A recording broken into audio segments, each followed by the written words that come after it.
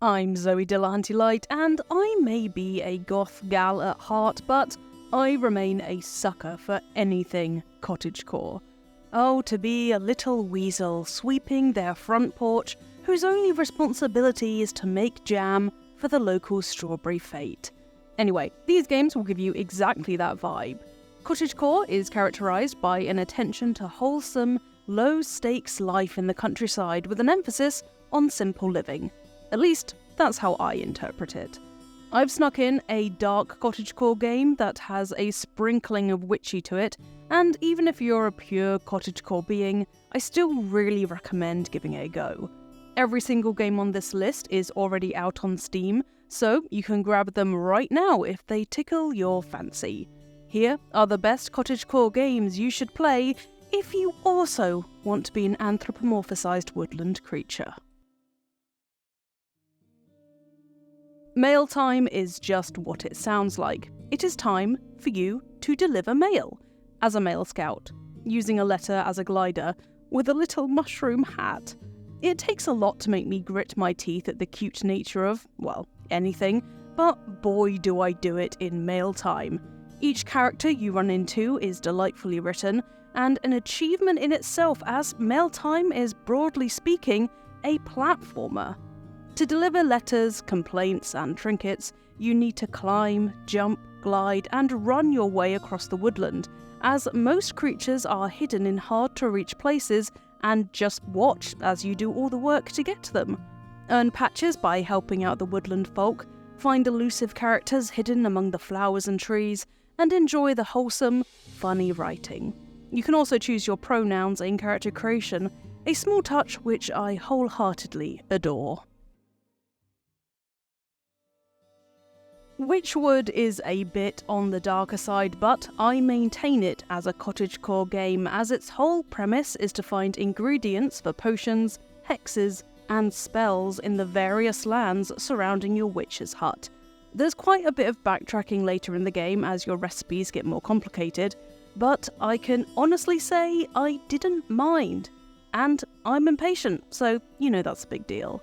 Witchwood is all about our curmudgeonly witch solving people's problems and getting rid of each enemy lording it over the lands in a way that fits their vice perfectly. Satisfying doesn't even begin to cover how it feels when these villains find out that their actions have consequences, and adds a karmic amount of depth to the game. Witchwood has a central mystery involving an otherworldly talking black goat that I won't spoil. Aside from the story, Witchwood has a bewitching soundtrack and 2D paper cut-esque aesthetic, and please just go play it. Blue Oak Bridge is all about that simple living. Truly, there's no high-tech contraptions to water your crops, not even a sprinkler. Instead, you need animals to help you on your farm, and the only way to get them to their peak performance is to slowly bond with them each day. Blue Oak Bridge starts with you washing up on the beach and, before you know it, you're making a living on an old farm, helping to rebuild the community's lost knowledge in the library, and growing closer to the community leaders as you do so. Eventually, you have your own cafe to sell things to the townsfolk, but honestly, you can be almost as reclusive as you want, bar going into town to sell things. The story is very much there if you want it, but there's no pressure to engage with it. And it's that lack of pressure which I so ardently adore. Actually already made an entire video about Blue Oak Bridge and why it's perfect for those of you who love Stardew Valley, so if you're craving a bit of extra argument from me about why you should give it a go, you can check that out on the channel. I'll leave a card to it right at the end of this video. But trust me, Blue Oak Bridge, if I made an entire video about it, it's pretty damn good. Little Witch in the Woods doesn't require me to explain the premise that much, I hope. You're a little witch in the woods. You hunt for ingredients for potions, help people out, research the local flora and fauna, and sometimes act like a bit of a brat. Ellie, the eponymous main character, is relatable in that sense, and unlike a lot of other games on this list, is spice as well as sugar and everything nice. It's still being worked on at the moment, so if you'd rather wait for the full release, then be my guest, but its Steam reviews speak for themselves. If you need something to tide you over, try out the similar game Potion Permit. Now, I was disappointed by it back when it released, and there's a whole video I made on it, but as that was months ago, it might well have improved since then.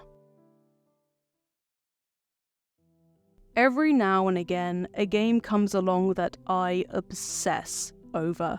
I make spreadsheets, hours go by in the blink of an eye, I make scrawling notes as I play, and the joy of having so many crops to take care of and sell and buy new things turns my mind into a Rube Goldberg machine. And that is Sunhaven. Seeds are expensive, so you'll find yourself scrimping and saving for items, with each world having its own currency to buy said seeds, which adds an extra level of semi-difficulty. Yes, there are multiple worlds and maybe multiple houses you can decorate, and with multiple worlds comes a mammoth horde of characters. Some are romanceable, some are key to quests, and some will regularly post on their local notice boards, asking you to run errands each day in return for some of their rare currency. Sunhaven is deep. I haven't even touched on the combat or the dragon-filled story here, so if you're looking for a rewarding cottagecore game that also happens to be a time sink, I cannot recommend Sunhaven enough, although by God I did try. Paradise Marsh is for those of you who might be a bit more goblin core than cottagecore. With frogs, bugs, spiders, constellations, and an island to explore, it's distinctly more fauna-focused than the other games on this list. It's down to you to wield your catching net and track down the tiny creatures that belong in the stars. Paradise Marsh is potentially the most chill of all the games on this list, as it's just you and your guidebook to fill with insects you find amongst the marsh. Exploration is the crux of Paradise Marsh, with chunky graphics that I want to put in my mouth like gem-like board pieces, and as there's no main story to follow per se, it's loose form and relaxing. Highly recommend Paradise Marsh for a chill Sunday evening with the window wide open and the smell of the night air in your nostrils. Similarly to Stardew Valley and Blue Oak Bridge, Kinseed is a life simulator set in the countryside. Dissimilarly to Stardew Valley and Blue Oak Bridge, in Kinseed you find yourself in a fantasy-ish medieval world named Quill. With the predictable but sound farm at your fingertips, as is tradition for this genre, you actually raise your family and, upon your death, step into the shoes of your children. Kinseed has so much to offer.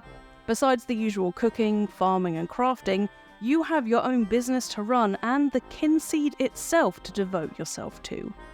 The Kinseed is your family tree, whose branches will reflect the choices you make and adds an extra layer of emotional investment to your time with the game.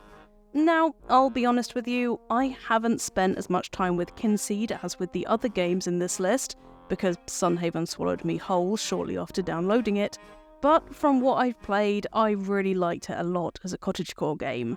Considering Kinseed comes from the people who worked on Fable, it's unsurprising that the story is meaty and much more substantial than any other game on this list, so if that sounds like something you want to sink your teeth into while navigating its array of activities, give Kinseed a go. There you go. That's 7 cottagecore video games that will soothe your soul and just beg to be played on a picnic blanket in a forest or field. Are you going to give any of those games I've waxed lyrical about a go after watching this video? Or do you have any other cottagecore game recommendations? I'm always looking for a new chill farming or life sim to grow roots into the sofa with, so if you have one, I, Zoe Delahunty-Light, would love to hear it in the comments, or you can tag me directly on Twitter at Zoe_Dells. Witchbrook isn't on this list, but I'm begging you, Chucklefish, please drop a demo so I have an excuse to make a video about it, because boy, are details thin right now. If you've made it this far, thanks so much for watching, and make sure you subscribe to Eurogamer and like this video for more videos from yours truly, as we have a new video out almost every single day. Now, I'm going to go and restart Kinseed because I'm tired and want to lose myself in a game again, so I'll see you lot next time.